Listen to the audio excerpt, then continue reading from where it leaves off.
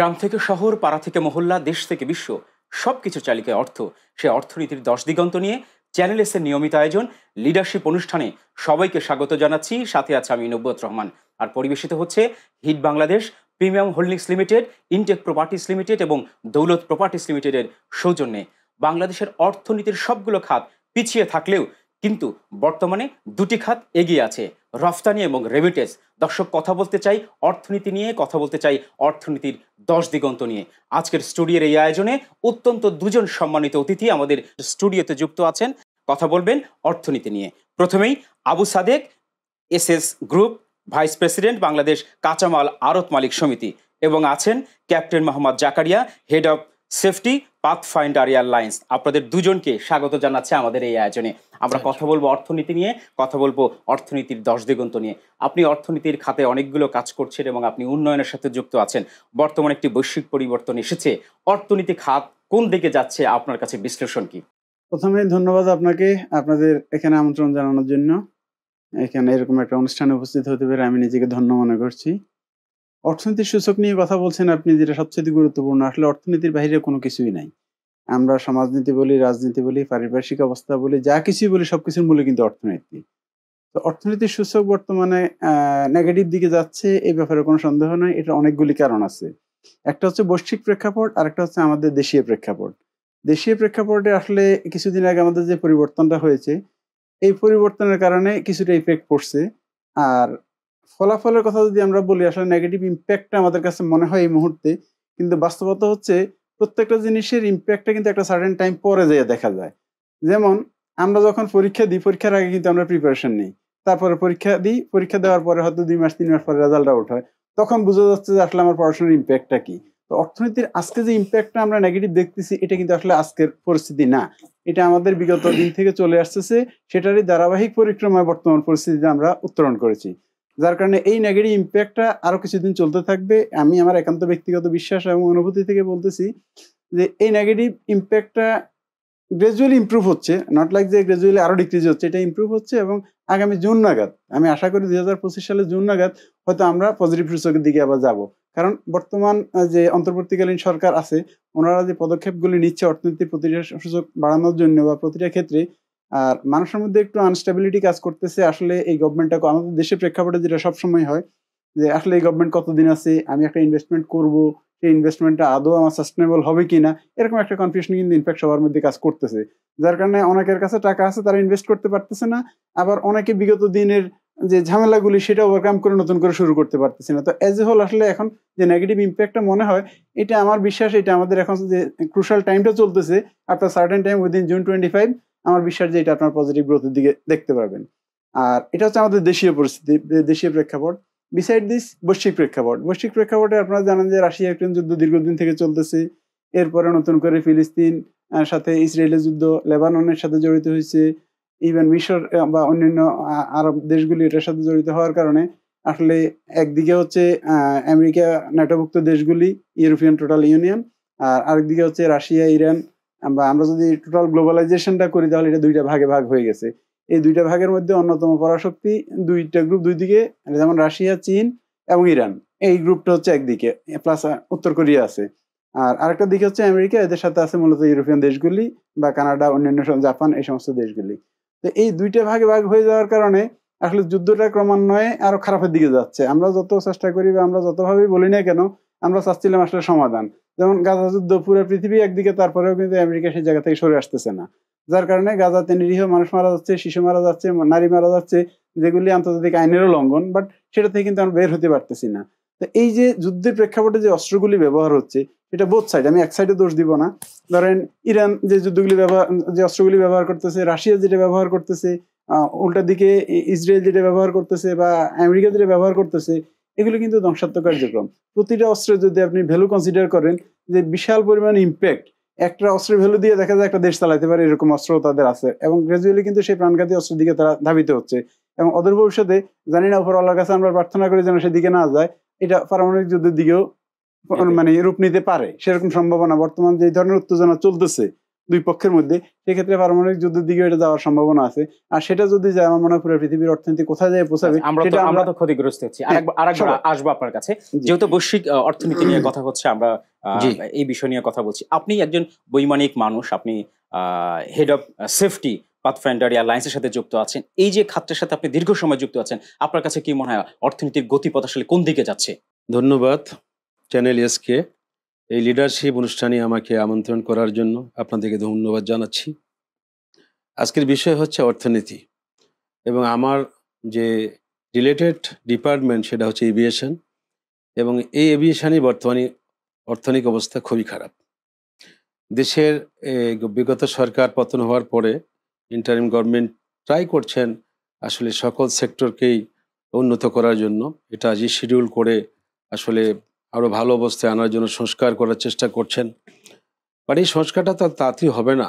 আমার মনে হয় এখন সেই সংস্কারে এভিয়েশনে হাত দেওয়াই হয়নি, হয়তো হাত দিচ্ছেন, চিন্তা করছেন। আর সত্যিকার অর্থে আমাদের বাংলাদেশে কিন্তু এই সেক্টরে, এভিয়েশন সেক্টরে অভিজ্ঞ লোকজন খুব বেশি নয়।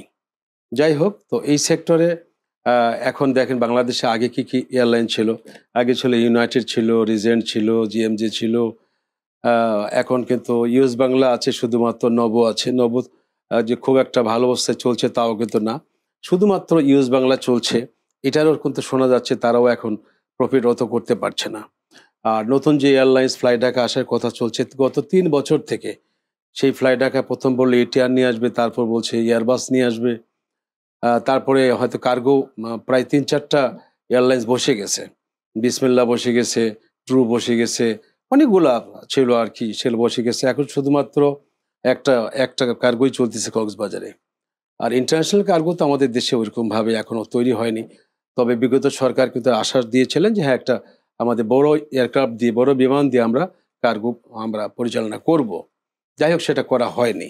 বাট কথা হচ্ছে এখন যে এয়ারলাইন্সগুলো আসতে চাচ্ছে তারা কিন্তু একটা বাধার মধ্যে আছে, একটা রেস্ট্রিকশনের মধ্যে আছে। যেমন শুধু পকেটের টাকা দিয়ে কিন্তু কেউ এয়ারলাইন্স করতে পারে না, এখানে অবশ্যই ব্যাংকে যেতে হবে, ব্যাংকের সাপোর্ট প্রয়োজন, ব্যাংকের সাপোর্ট দিতে হবে। এখন ব্যাংকের সাপোর্টটা কিন্তু পাচ্ছে না। কেন পাচ্ছে না? ব্যাংক এখন কিন্তু এখন ওটা দিতে চাচ্ছে না। আর ব্যাংক কিন্তু ওয়েট করছে একটা সিচুয়েশনের উপরে, এই গভর্নমেন্টের একটা স্ট্যাবিলিটির উপরে। তারা ওয়েট করে দেখছে এটা চলবে কিনা, এই টাকাটা আবার তার রিটার্ন পাবে কিনা, এই ধরনের চিন্তা ভাবনা করে তারা কিন্তু টাকাটা ছাড়তেছে না। এইরকম অবস্থায় কিন্তু 3-4টা এয়ারলাইন্স আছে যারা কিন্তু সম্পূর্ণ রেডি, এবং তারা স্টাফ চালাচ্ছে, খরচ চালাচ্ছে, কিন্তু তারা বিমানটা আনতে পারতেছে না। সো আমাদের এভিয়েশনের খবর আমি বলবো যে অবস্থা খুব একটা ভালো না। বাট আমি আশা করি it will cover up very soon. আশা করি এটা এই গভর্নমেন্ট সুন্দর দৃষ্টি দেবেন এবং এই সেক্টরটাকে আরো উন্নত করবেন। নিশ্চয়ই আমরা সেই আশাবাদ ব্যক্ত করছি। আপনার কাছে একটু ফিরতে চাই। ডলার সংকট, আমদানি রফতানিতে স্থবিরতা, কর্মসংস্থানের স্থবিরতা সহ নানা সংকট চলছে। এই বড় একটা আশা নিয়ে এই সরকারের আশা, এই বর্তমান সরকারের আশা। আপনাদের আসলে ব্যবসায়ীদের, আপনি অনেকগুলো সংগঠনের সাথে যুক্ত আছেন, লিডিং করছেন, আপনার কাছে মনে হয় কি বা প্রত্যাশা কি তার কাছে? আসলে বর্তমান সরকারের কাছে আমাদের যে প্রত্যাশা, এটা আসলে অনেক বেশি। বাস্তবে আমাদের এত বড় অর্জন সম্পন্ন করার মতো সময় এবং বাস্তবতা তাদের হাতে নেই। আর তাছাড়া একটা সরকারের উপর আস্থা আনতে গেলে যে সময়টা লাগবে, যে টাইম ফ্রেম, ওইটা কিন্তু ওনাদের হাতে নাই। আর আমি একটা জিনিস ওনাদের কাছে প্রত্যাশা করব যে ওনারা অ্যাটলিস্ট একটা টাইম ফ্রেম, একটা রোড ম্যাপ যদি ডিক্লেয়ার দেয় যে আমাদের সময় এতদিন, আমরা এতদিন পরে নির্বাচনটা দিব, এতদিন পরে আমরা ক্ষমতা হস্তান্তর করব, এর মধ্যে আমাদের এই কাজগুলি আমরা শেষ করব। ওনারা 100% কাজ কখনোই শেষ করতে পারবে না। গভর্নমেন্ট আজকে আসবে, চেঞ্জ হবে, আবার আসবে, আবার চেঞ্জ হবে, এটা একটা প্রক্রিয়াগত বিষয়। সো এটার জন্য রোডম্যাপটা যদি ওনারা ডিক্লেয়ার করে, আমার মনে হয় আরো অনেক কিছুতে স্টেবল হয়ে যাবে, জনগণের রাস্তাটা আরো নতুন ভাবে তৈরি হবে, ব্যবসায়ীদের রাস্তা ফিরে আসবে। ব্যবসায়ীরা এখন সবচেয়ে বেশি সমস্যা আছে আস্থার সংকট। একটা তো হচ্ছে ডলার সংকট, এটা একটা বিষয়। আরেকটা হচ্ছে ব্যাংকে গেলে এলসি খুলতে পারতেছে না, আমাদের ব্যাংকগুলির সাথে আন্তর্জাতিক ব্যাংকগুলির লেনদেনের সমস্যা আছে। ইভেন আমাদের ক্রেডিবিলিটি, ওই লাস্ট মুডির যে র্যাঙ্কিং, সেখানে আমাদের ক্রেডিবিলিটি কিন্তু আরেকটু কমে গেছে। তো সবকিছু মিলিয়ে আমরা বড় এলসি করতে গেলেও করতে পারতেছি না, কারণ আন্তর্জাতিক যে ব্যাংকগুলি তারা আমাদেরকে আসলে আস্থা নিচ্ছে না। আমি যেমন গত সপ্তাহে আমি একটা এক্সাম্পল হিসেবেই বলি, সুগারের একটা এলসি করব, বাট আমার যে প্রিন্সিপালের সাথে আমি একাধিকবার যোগাযোগ করার পরে প্রিন্সিপাল বলছে যে তোমাদের যে ব্যাংক আছে এই ব্যাংকের র্যাঙ্কিং দিয়ে আমরা আসলে তোমাদের এলসি অ্যাকসেপ্ট করতে পারবো না। তোমরা যদি বিসিএল ব্যাংক কনফার্মেশন লেটারটা আমাদেরকে আলাদা করে দিতে পারো, তাহলে যে আমরা তোমাদের এলসি অ্যাকসেপ্ট করতে পারবো। আদারওয়াইজ টপ র্যাঙ্কিং যে 50 ব্যাংক আছে গ্লোবালি, তারা যে কোনো একটা থেকে তোমরা এলসি করো, এন্ড সেখানে তো আমাদের আসলে করার স্কোপ নাই। তো এজ এ হোল আসলে একটা আস্থার সংকট যেটা আছে, এটাকে ফেরানোর জন্য যেটা দরকার টাইম ফ্রেম, একটা রোড ম্যাপ ডিক্লেয়ার দিলে আমার ধারণা এই আস্থাটা অনেক দূর বৃদ্ধি পাবে। আরেকবার আসবো, আপনার কাছে কি মনে হয় আস্থার সংকট উনি বলছেন? অ্যাকচুয়ালি এই অন্তর্বর্তীকালীন গভর্নমেন্ট, ইন্টারিম গভর্নমেন্ট, অনেকেই বলছে এটা রোডম্যাপ দেওয়ার জন্য। আমি ব্যক্তিগতভাবে মনে করি রোডম্যাপ এইভাবে স্পেসিফিকভাবে দেওয়া সম্ভব নয়। কেন সম্ভব নয়? সংস্কার আমাদের অনেক, আমরা অনেকে মনে করছি, অনেক সমালোচনা সংস্কার তো শুরু হয়েছে, বাট এটা একটা রোডম্যাপ মানে স্পেসিফিক টাইম দেওয়া সম্ভব না। রোডম্যাপ হয়তো ওইভাবেই দেওয়া যেতে পারে, বাট অ্যাকচুয়ালি ফাইনালি দেওয়া সম্ভব হবে না, যেটা 1 বছর লাগবে বা 2 বছর লাগবে বা 3 বছর লাগবে। বাট হ্যাঁ, আমার মনে হয় 2-3 বছর 4 বছর লাগতে পারে।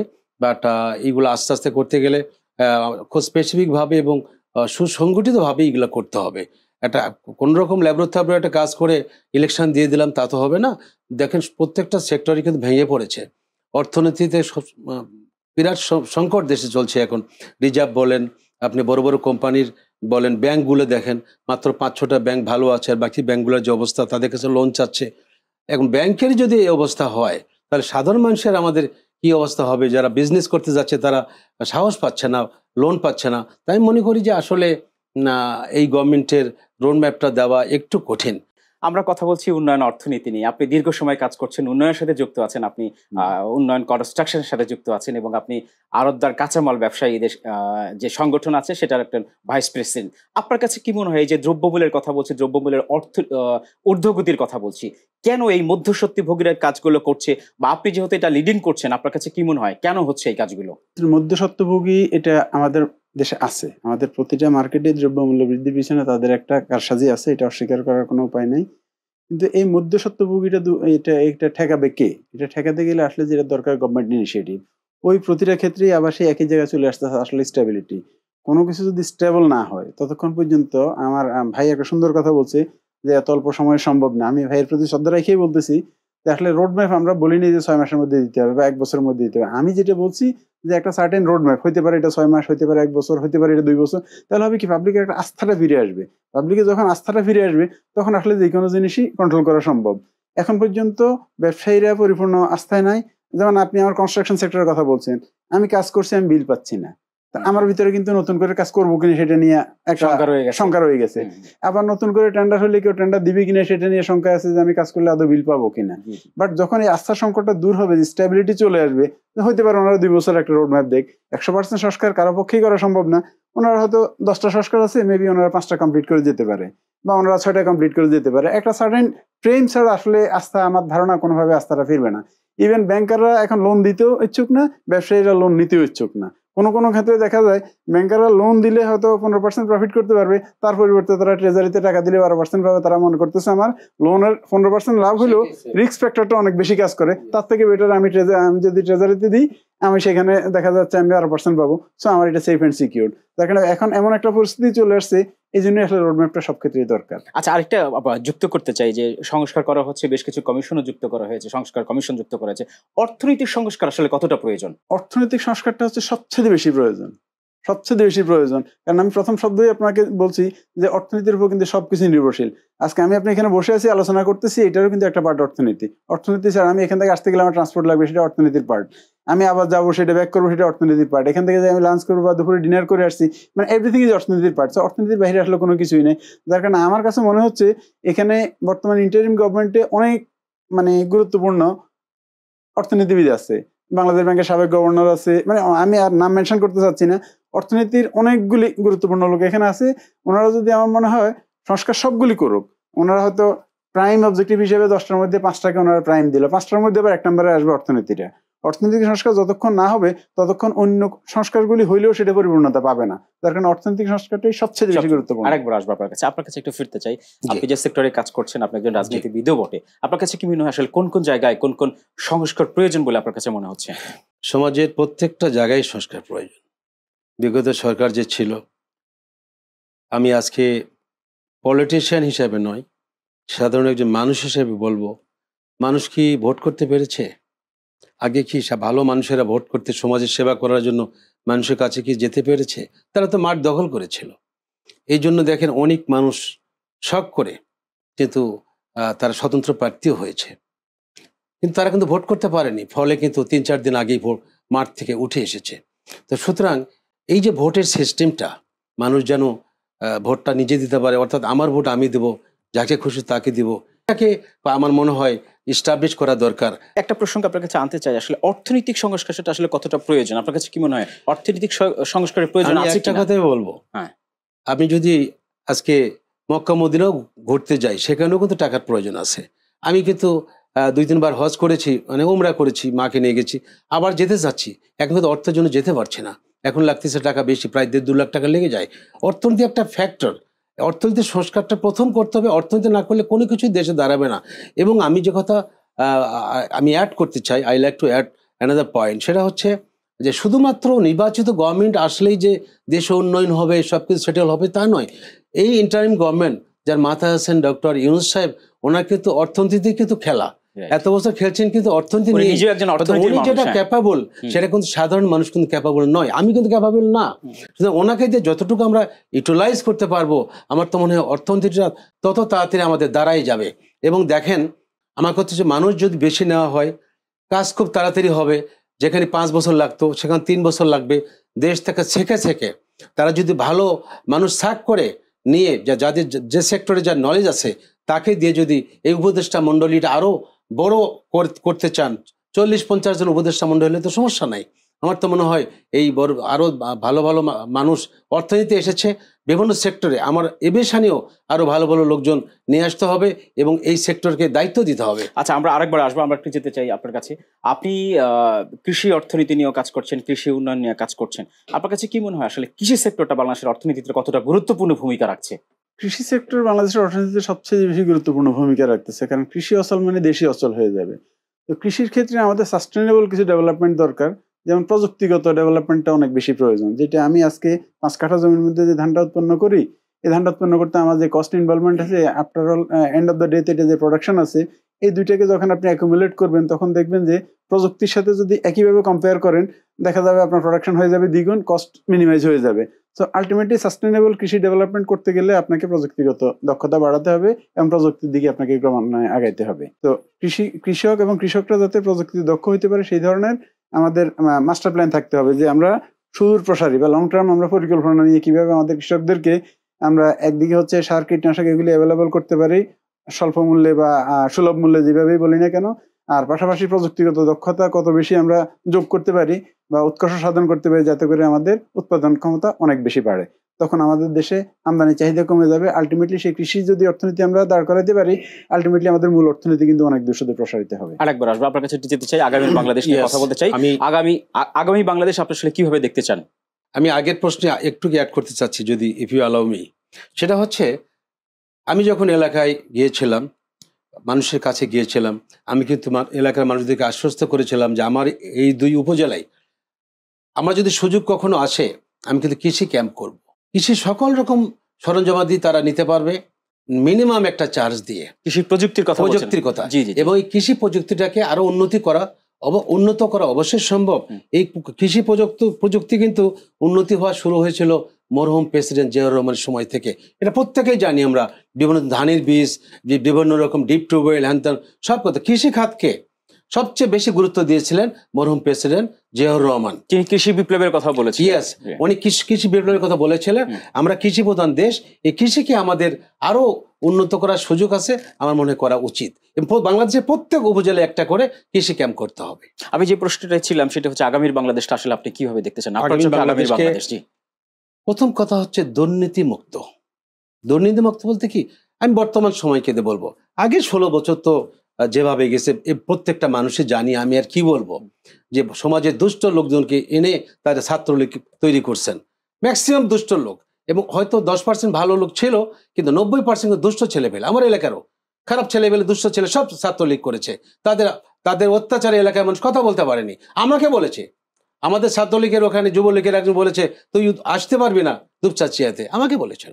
সুতরাং এদের প্রতি আমি ঘৃণা প্রকাশ করছি। এই প্রথম হচ্ছে এই দেশটা, এই সংস্কারটা করতে হবে যেন দুর্নীতিমুক্ত সমাজ হয়। আজকে যে আপনারা বর্তমান কিছু দুর্নীতি হচ্ছে, কোন দুর্নীতি আমি বলি, আজকে যে অগণিত মামলা হচ্ছে, এই মামলাগুলো দেওয়ার আগে তদন্ত করছেন? 100 জনের ভিতরে কি 5 জন কি নির্দোষ নাই? আপনারা দল হয়তো আওয়ামী লীগ করে বা অন্য দল করে করে, তাই বলে আপনি সকল নির্দোষ লোকজনকে দিয়ে দিবেন? এটাও ঠিক হবে না। আমি সবকিছু বলবো যে প্রত্যেকটা মামলা হওয়ার আগে এই মামলাগুলো তদন্ত হওয়া উচিত ছিল, এবং তদন্ত হওয়ার পরে নমিনাল প্রাথমিকভাবে আগে মানুষ নির্ধারণ করে। এটা আপনি প্রত্যাশা করছেন? Yes, এর প্রত্যাশা করি। আপনার কাছে একটু আসতে চাই, আপনি আসলে বাংলাদেশটা কিভাবে দেখতে চান এবং আগামীর বাংলাদেশটাকে আপনার ভাবনা থেকে কিভাবে মনে হয়? আসলে আমি আগামীর বাংলাদেশকে দেখতে চাই আরো অনেক উন্নত, অধিকতর প্রযুক্তি সম্পন্ন। আর এই কাজগুলি মানে আমি যেখানে দেখতে চাচ্ছি সেই কাজগুলি করতে গেলে আমাদের কিছু সাস্টেইনেবল ডেভেলপমেন্ট দরকার। যেমন আমরা যে সংস্কারগুলির কথা বলতেছি, আমাদের অলরেডি 10টা সংস্কার কমিশন হয়েছে। আমার বক্তব্য হচ্ছে আমি 10টা করতে যাই যদি আমার একটাও ফুলফিল না হয়, তার থেকে আমি 5টা করে সেটাকে সাকসেসফুলি করি। তো যেই সংস্কারগুলি আমি করব সেগুলিকে যদি আমি পরিপূর্ণ আইনি কাঠামো দিতে পারি, তাহলে আমার মনে হয় আমাদের যে চাওয়া পাওয়া বা এই দেশের জনগণের যে চাওয়া পাওয়া পুরোটাই পরিপূর্ণ হবে। যেমন আমি এই মুহূর্তে বলতেছি, এই মুহূর্তে বাংলাদেশে কিন্তু কেউ ব্যাংক থেকে টাকা লুটপাট করার চিন্তা করতেছে না। কেন চিন্তা করতেছে না? ওইরকম একটা পরিবেশ তৈরি হয়েছে। একইভাবে প্রত্যেকটা সেক্টরে যদি আমরা যেই সংস্কারটাই করি না কেন সেটাকে যদি আইনি কাঠামো দিতে পারি, তাহলে আমাদের পরিপূর্ণ চাওয়া বা আমাদের ভবিষ্যতের বাংলাদেশকে আমরা হাতে পাবো বলে আমরা বিশ্বাস করি।